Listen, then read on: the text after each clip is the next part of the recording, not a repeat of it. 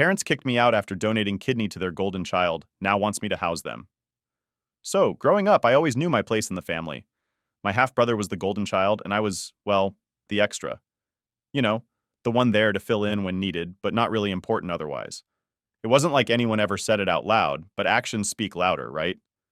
Every little thing he needed, it was like the world had to stop. If he wanted help with homework, I had to put down whatever I was doing. If he wanted a snack, guess who was making it? Yep, me. It wasn't just small stuff, though. It was my whole life being shaped around what he needed or wanted. Every decision in the house seemed to revolve around him. It was like living in someone else's shadow, except I wasn't even allowed to step into the light for a second. One memory that sticks out is when we were kids. Maybe I was around 10 or so. I had this school project I was really excited about. It was one of those science fair things where you build a volcano or whatever. I spent weeks planning it, making sure everything was perfect. The night before the big day, my brother came down with a cold. Not like anything serious, just the sniffles. But my dad? Oh man, you'd think the world was ending. He canceled everything to take care of him. I begged to go to the fair, but nope. Family comes first, they said. By family, they meant my brother. That was just one example. There were a million others. Every birthday party I had was overshadowed by his needs. Every holiday, every trip, it was always about him. I remember once we were planning a family vacation, something I'd been looking forward to for months. I had saved up my allowance, dreaming about all the cool stuff we'd do. Then, just days before, my brother decided he didn't want to go. Guess what? Trip canceled. No discussion, no compromise, just, we need to make sure he's comfortable. It wasn't like he was this terrible person either. He was just used to being the center of attention. My dad and stepmom made sure of that. They would go on and on about how special he was, how he needed all this extra care. Me? I was just there to pick up the slack. It got to a point where I didn't even bother asking for things. What was the point? If it didn't benefit my brother, it wasn't happening. Now, don't get me wrong. I get that sometimes kids need extra help or attention, but this wasn't sometimes.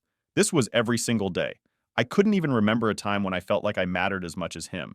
It was like I was the backup plan, the spare in case something went wrong with the main attraction. Even school was affected. I was a decent student, nothing amazing, but I tried. I had dreams of going to college, doing something with my life. But my dad had other plans. Anytime my brother needed help with school, guess who was tutoring him? And if I ever needed help, well, tough luck. Figure it out yourself. There was this one time I got a pretty bad grade on a test. I came home feeling terrible and hoped maybe, just maybe, someone would care. Instead, my dad gave me a lecture about how I needed to work harder. But the second my brother got a C on his report card, full-on intervention, tutors, extra study time, everything, it was infuriating. What made it worse was the constant reminder that family sticks together. That line was drilled into my head from the time I could walk. But what they really meant was, I had to stick with them. They didn't owe me the same. It was all about what I could do for the family, specifically my brother. And then there were the little things, the subtle digs that added up over time. Like how my dad would praise my brother for the smallest achievements, but barely acknowledge anything I did. If my brother cleaned his room, it was a celebration. If I aced a test, a nod maybe. It was those small moments that chipped away at me, made me realize I wasn't ever going to be enough in their eyes. I think what hurt the most was how normalized it all became. I started to believe that maybe I wasn't worth as much. Maybe I wasn't supposed to have my own dreams or goals. Maybe my purpose was just to be there for my brother, to make sure he had everything he needed. It was exhausting. Looking back, I wish I had stood up for myself more.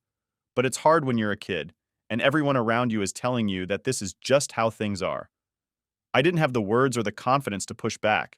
I just accepted it, swallowed my feelings, and kept going. It wasn't until I got older that I started to see the cracks in the facade. The more I thought about it, the more I realized how messed up it was. I mean, no kid should have to grow up feeling like they're second place in their own family.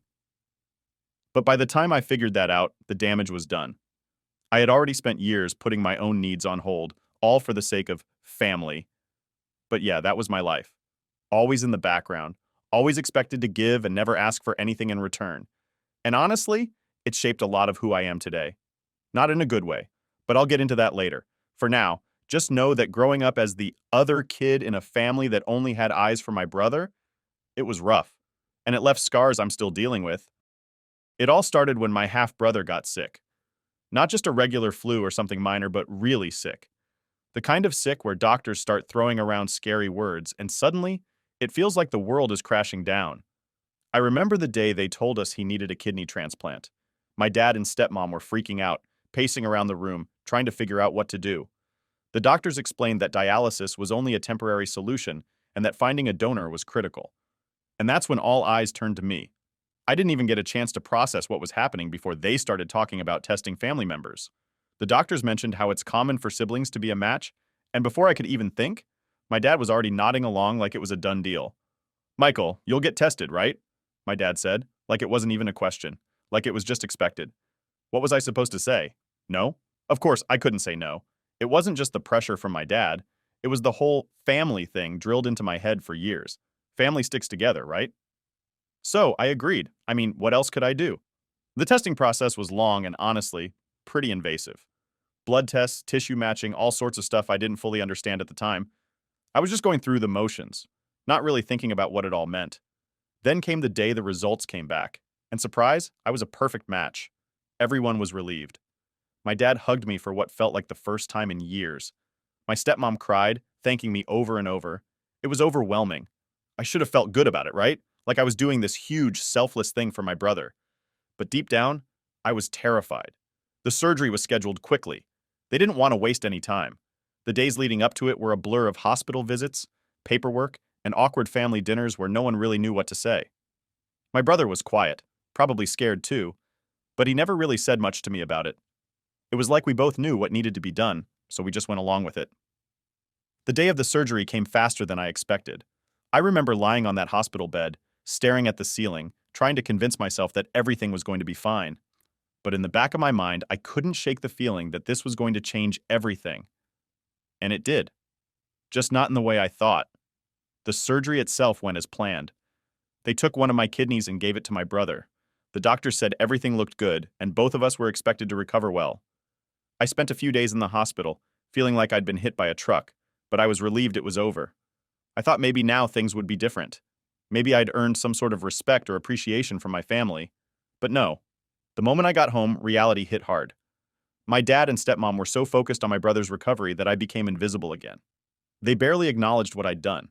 It was all about him, how he was feeling, what he needed. I was left to recover on my own, physically and emotionally drained, without so much as a thank you. One night, about a week after the surgery, I tried bringing it up. I told my dad I was struggling, that I was in pain and needed help. His response? "You'll be fine. Your brother needs us more right now." That sentence stuck with me. It was like a slap in the face. I had just given up a part of myself, literally, and still, it wasn't enough. My needs didn't matter. They never did. The worst part? It wasn't just physical recovery. The emotional toll was brutal. I started to feel like I didn't matter at all, like my only purpose in the family was to be there when they needed something. Once I'd served that purpose, I was discarded. My brother eventually got better. He was back on his feet attending follow-up appointments and getting back to his life. Meanwhile, I was left to pick up the pieces of mine. I tried talking to friends about it, but it's hard to explain the kind of emptiness you feel when your own family treats you like a tool rather than a person. I kept thinking about all the sacrifices I'd made over the years, giving up my time, my dreams, and now a literal piece of my body. And for what? To be cast aside the second I wasn't useful anymore? I wish I could say that was the turning point where I stood up for myself, but it wasn't. I just kept going, putting one foot in front of the other, trying to convince myself that maybe one day they'd see me for more than just the backup. But that day never came. And one day my brother had a very bad day, and I started helping even though I was feeling bad, but instead of getting a bit of support, or even a thank you, I got kicked out. My dad and stepmom decided they needed to focus on my brother's recovery, which apparently didn't include me being around. I still remember that conversation. It wasn't even a conversation, really. My dad just came up to me one day, probably 2 weeks after I got out of the hospital, and said, "You need to find somewhere else to stay." That was it. No explanation beyond, "Your brother needs peace and quiet." It wasn't like I was causing a ruckus. I was still recovering myself, barely able to get out of bed most days, without feeling like I was going to collapse. So I packed up what little I had. I didn't have anywhere to go, no savings, no backup plan. I ended up crashing on a friend's couch. Shout out to Dave, by the way. He really saved my ass back then. But even staying there felt like I was overstaying my welcome after a while. Dave had his own life, and here I was, this half-broken guy trying to piece things together. Finding work was tough. I wasn't in any shape to do much physical labor, and most jobs I could get were demanding on the body. But I had to do something, so I started picking up shifts at a local diner. The pay wasn't great and the hours were long, but it was something. At least I could contribute to the rent and buy some food. The hardest part, though, wasn't the physical stuff. It was the mental toll. I felt completely abandoned. I kept replaying everything in my head, trying to figure out what I did wrong. Why wasn't I enough? Why did my dad and stepmom think it was okay to just toss me aside like that? Every now and then, I'd hear about them through the grapevine. Mutual friends, neighbors, random people who still kept in touch. My brother was doing fine, of course. He was back at college, living his life like nothing had happened. Meanwhile, I was busting my ass just to keep a roof over my head and food in my stomach. On top of that, my health was a mess. The surgery had left me with anemia, and some days, it was hard just to get out of bed. I dragged myself to work, pushed through the shifts, and then collapsed back at Dave's place. There were times I felt like giving up, but I couldn't. I didn't really have that option. No one else was going to pick up the pieces for me. One night, I was walking home from a late shift. It was freezing, and I didn't have a proper jacket. I remember thinking how ironic it was. Here I was, struggling to stay warm and fed, while my family was probably cozy at home, not giving me a second thought. That walk home hit me hard. It made me realize just how alone I really was. I tried reaching out to my dad a few times, hoping maybe he'd come around. I'd text him, letting him know how I was doing, asking if we could talk. But I'd either get ignored or get some short, cold response. Hope you're doing well, or busy with your brother? That was it. It was like I didn't even exist to them anymore. Dave would try to cheer me up, telling me I didn't need them, that I could make it on my own, and I appreciated it, I really did. But it's hard to shake that feeling of being unwanted by your own family. It's like this constant weight on your chest, reminding you that you weren't good enough. One of the worst moments came a few months in. I was at work trying to stay focused when I got a call from a mutual friend. They mentioned how my dad and stepmom were throwing a party for my brother, celebrating his recovery and his return to school. I wasn't invited, of course. That hurt. Not that I expected an invite, but hearing about it made everything sting all over again. I went home that night and just sat on the edge of the bed, staring at the wall. I couldn't wrap my head around it. I gave up a part of myself for them, and they couldn't even spare a thought for me. That's when I decided I needed to stop trying to reach out. It was clear they had made their choice and I wasn't part of it. The next few months were a blur of work and exhaustion. I kept pushing forward, trying to build something for myself. It wasn't easy, and there were plenty of nights I barely made it through. But slowly, I started to accept that I was on my own. Looking back, I think those months were some of the toughest of my life.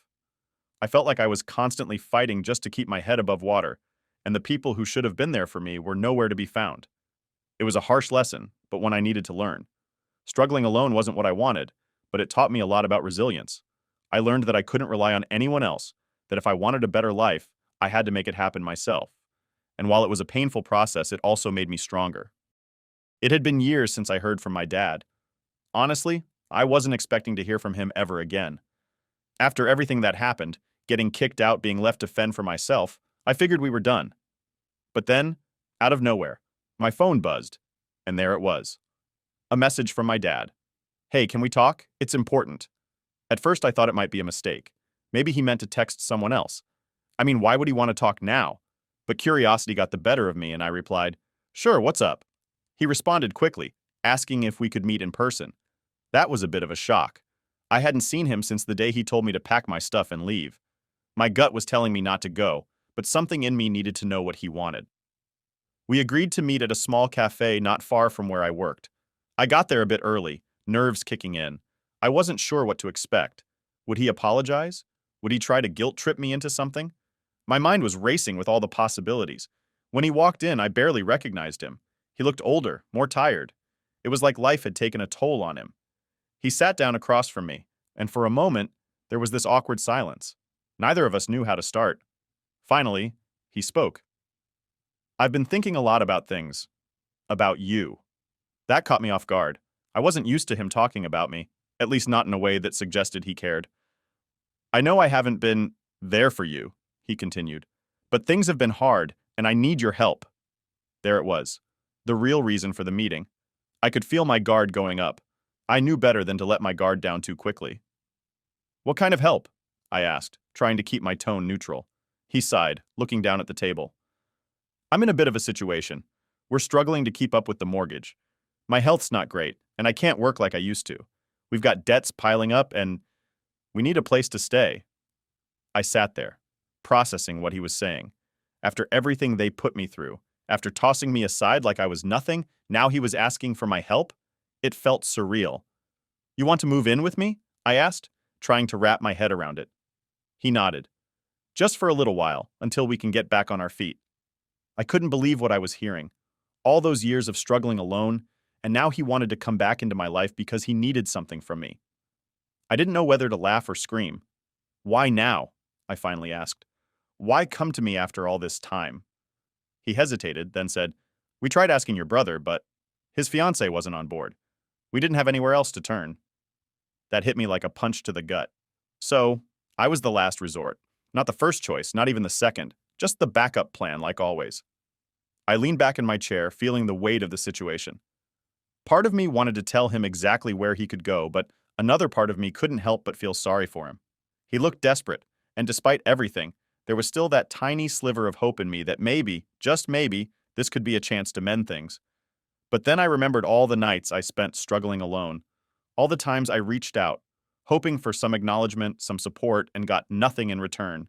I couldn't just forget that. I don't know, Dad, I said, trying to keep my voice steady. You kicked me out when I needed you the most. Now you're asking me to take you in? It's a lot to process. He nodded like he understood. I know I've made mistakes. I know I've hurt you, but I'm trying to make things right. I'm asking for a chance. I wanted to believe him. I really did. But trust isn't something that just magically appears. It has to be earned, and he had a lot of ground to cover. I'll think about it, I finally said. But I need time. He nodded again, looking a little relieved. That's all I'm asking for. We sat there for a few more minutes, talking about nothing in particular. It was awkward, like two strangers trying to find some common ground. When we finally parted ways, I felt a mix of emotions. Part of me was angry, part of me was sad, and part of me was just confused. I spent the next few days thinking about that conversation. I replayed it over and over in my head, trying to figure out what to do. On one hand, he was my dad, and a part of me still wanted to help. But on the other hand, I couldn't ignore all the pain he'd caused me. In the end, I knew I had a tough decision to make, and whatever I chose, it wasn't going to be easy. After our cafe meeting, I thought I'd have some time to breathe and think things through. But nope, my dad didn't give me much of a break. A couple of days later, my phone started blowing up with texts. At first, it was just simple messages like, Have you thought about what we talked about? Or, We really need your help. I ignored them, hoping he'd back off, but that wasn't happening. The next day, he called. I let it go to voicemail because honestly, I wasn't ready for another conversation. But then I listened to the message, and it was him, sounding all serious. Michael, it's your dad. I know you're busy, but this is important. Please call me back. I couldn't shake the feeling that if I didn't at least hear him out, he'd just keep pushing. So I called him back, and right away, I knew this wasn't going to be a quick chat. Michael, he said, I didn't want to bother you, but I've been thinking about our last conversation. I need to explain a few things. Here we go, I thought. Okay, I'm listening. He started with the whole family speech. You know the one, how family sticks together, how we're supposed to help each other in tough times. It was the same stuff I'd heard my whole life, but now it felt different, like he was using it as a weapon. Your mom would have wanted you to help, he said, throwing that in there like a low blow. She believed in family and taking care of each other. I know she'd be proud of you for stepping up. That hit hard. My mom had passed away when I was younger, and bringing her into this felt like a cheap shot. He knew I loved her, and he was using that to guilt me. I stayed quiet, trying to process what he was saying without letting it get to me. I know I wasn't perfect, he continued. I made mistakes, but we're family, Michael. And family forgives. Family helps each other. I could feel the pressure building. He was laying it on thick, and I knew exactly what he was doing. It wasn't about making amends or fixing our relationship. It was about getting what he wanted, me to take them in and fix their mess. Dad, I get what you're saying, I finally said. But you have to understand, this isn't easy for me. You can't just expect me to forget everything and pretend like it's all okay. He sighed, like he was disappointed in my response. I'm not asking you to forget. I'm asking you to put the past behind us and focus on what's important now. Then he dropped another bomb. Your brother won't do it. He's got his own life, his own problems. But you've always been the responsible one. You've always been the one we could count on. There it was. The ultimate guilt trip. My brother, the golden child, was off the hook because he had his own life, but I was expected to pick up the pieces because I was the responsible one. It was the same story, just a different chapter. Dad, I've been responsible my whole life, I said, my voice shaking a little. I've sacrificed so much already. I gave up a part of myself for this family, and what did I get in return? I got kicked out. I know, he said, his voice softening. And I'm sorry for that. I really am. But we're in a tough spot, Michael. I wouldn't be asking if it wasn't serious. I wanted to scream, to tell him how unfair it was to put this on me. But instead I took a deep breath and tried to stay calm. I need time to think, I said, hoping it would buy me some space. Take your time, he said, but I could hear the urgency in his voice. Just remember what your mom would have wanted. That line stuck with me long after the call ended. I couldn't believe he had used my mom's memory to guilt me into helping. It was like he knew exactly where to hit to make me feel the worst. And the worst part? It was working. I was torn between wanting to stand my ground and not wanting to let my mom down, even if she wasn't here to see it. Over the next few days, I replayed the conversation in my head over and over. Every time I thought about it, my chest tightened. The guilt was eating away at me, making it hard to focus on anything else. I knew what he was doing, but it didn't make it any easier to ignore. I talked to a few close friends about it, trying to get their perspective. They all said the same thing. You don't owe him anything. After everything he put you through, he's the one who should be apologizing, not asking for favors. They were right, of course. But knowing it and feeling it were two different things. Every time I thought about saying no, that little voice in my head would remind me of what my dad said about my mom. It was like a tug of war between my head and my heart. In the end, I knew I had to make a decision. But whatever I chose, I knew there'd be no going back. A few days after our last call, my dad reached out again. This time, he wasn't just texting or leaving voicemails. He showed up at my door. I wasn't expecting him, so when I opened the door and saw him standing there, I was caught off guard. He looked worse than before. Tired, worn out, like he hadn't slept in days. Michael, we need to talk, he said, his voice shaky. I hesitated for a second, but stepped aside and let him in. We sat down in the living room, the silence between us heavy. I could tell this wasn't going to be a casual chat. I know I've been pushing you, he started, his hands fidgeting in his lap. And I'm sorry for that, but things have gotten worse. We're running out of options. I stayed quiet, letting him talk. I wanted to hear what he had to say, even though I already had a good idea of where this was going. We've tried everything, he continued. We've sold what we could, cut back on expenses, but it's not enough. We're going to lose the house. Hearing him say that was tough. As much as I had distanced myself from them, it still hurt to think of my dad losing the place we called home for so many years. But I couldn't ignore everything that had happened. It wasn't as simple as just opening my door and letting them in. I've been thinking a lot about what you said, he went on. And you're right. We didn't treat you the way we should have. I didn't treat you the way I should have. That caught me off guard. I wasn't expecting an apology, especially not one that seemed so genuine. I let you down, he said, his voice cracking. I was so focused on your brother that I forgot about you, and I've regretted it every day since. For a moment, I didn't know what to say. Part of me wanted to believe him, to accept the apology and move forward. But another part of me was still holding on to all the pain and resentment.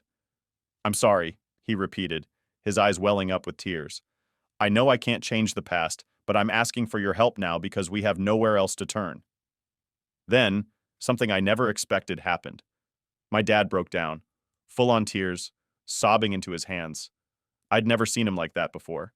He was always the strong, stoic type, the guy who kept his emotions in check. Seeing him like this was jarring. I don't know what else to do, he said through the tears. I've always tried to be strong, to hold everything together, but I can't do it anymore. I need help, Michael. I need your help. It was hard to watch. This man, who I had always seen as unshakable, was falling apart right in front of me. It stirred something inside me, this mix of sadness, anger, and a deep, aching sympathy. I don't know what to say, I admitted, my own voice shaky. This is a lot. I know, he said, wiping his face. And I know I have no right to ask after everything, but I'm desperate. We sat there in silence for a while, the weight of the moment pressing down on both of us. I could feel the conflict tearing me apart inside. On one hand, he was my dad, and seeing him like this was breaking my heart. But on the other hand, I couldn't just forget all the times he had let me down. I need to think about this, I finally said, breaking the silence. I can't give you an answer right now. He nodded, his eyes still red from crying. I understand, just please don't take too long. We don't have much time. After he left, I sat there for what felt like hours, replaying everything in my head. Seeing my dad like that, so vulnerable, had shaken me. It was like all the walls I had built around myself were starting to crumble. But no matter how much I wanted to help, I couldn't ignore the past. I couldn't just pretend that everything was okay. This wasn't just about finding a place for them to stay. It was about years of pain and neglect that couldn't be swept under the rug. I knew I had a decision to make, and whatever I chose, it would change everything. The days following my dad's breakdown were some of the hardest I've ever had. Every time I tried to focus on work or anything else, my mind would drift back to that moment. Seeing him cry, hearing the desperation in his voice, it was all on repeat in my head. I knew I couldn't avoid making a decision forever, but that didn't make it any easier. I thought about all the times I'd been there for them, all the sacrifices I'd made, giving up my kidney, getting kicked out, struggling on my own while they focused on my brother. Every memory felt like a punch to the gut. How could they expect me to just forget all that? One night, as I was lying in bed, I couldn't stop thinking about something my dad had said. We have nowhere else to turn. The words kept bouncing around in my head. A part of me felt guilty, like maybe I was being too harsh. But then, another part of me reminded me of all the nights I spent alone, fighting to survive while they didn't seem to care. I decided I needed to talk to him again, face to face. Avoiding him wasn't going to solve anything, and I had to get everything off my chest. So I called him up and asked if he could meet me at the same cafe. He agreed, sounding relieved, like he thought this might be the turning point. When I got there, he was already waiting. He looked tired, probably hadn't slept much since our last meeting. I sat down, and for a moment, neither of us said anything. The weight of what was about to be discussed hung heavy in the air. Dad, I started, I've been thinking a lot about everything. He nodded, waiting for me to continue. I know you're in a tough spot, and I get why you're asking for my help, I said, but I need you to understand where I'm coming from. His eyes met mine, and I could see the worry in them. I'm listening, he said quietly. I took a deep breath. You made a lot of choices that hurt me. When I needed you the most, you weren't there. You chose them over me, every single time. I know, he said, his voice barely above a whisper. And I'm sorry for that. I'm not saying this to hurt you, I continued, but you have to understand why this is so hard for me. I've spent years trying to move past everything, trying to build a life for myself despite everything that happened. And now you're asking me to bring all that back into my life. I didn't know what else to do, he admitted.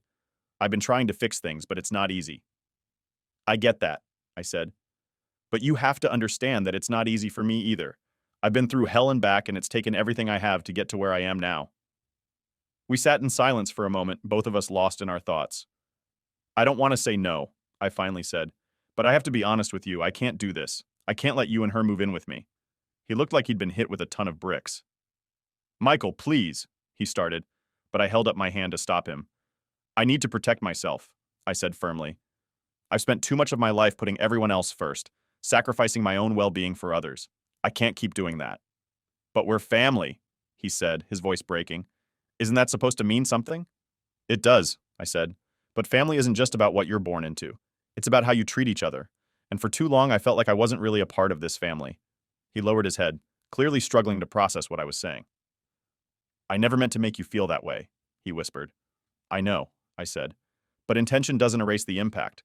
I've carried the weight of those choices for years, and I can't carry it anymore. He nodded slowly, wiping at his eyes. I don't know what we're going to do, he admitted. But I understand where you're coming from. I hope you can figure something out, I said. I really do. But I can't be the solution this time. We sat there for a while longer, not saying much. There wasn't much else to say. The decision had been made, and now we both had to live with it. When we finally got up to leave, he gave me a long, heavy look. Thank you for being honest, he said. I wish things were different. Me too, I replied. And with that, we went our separate ways.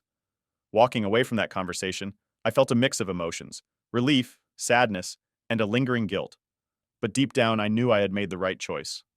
It wasn't easy, but sometimes doing what's right for yourself means making the hardest decisions.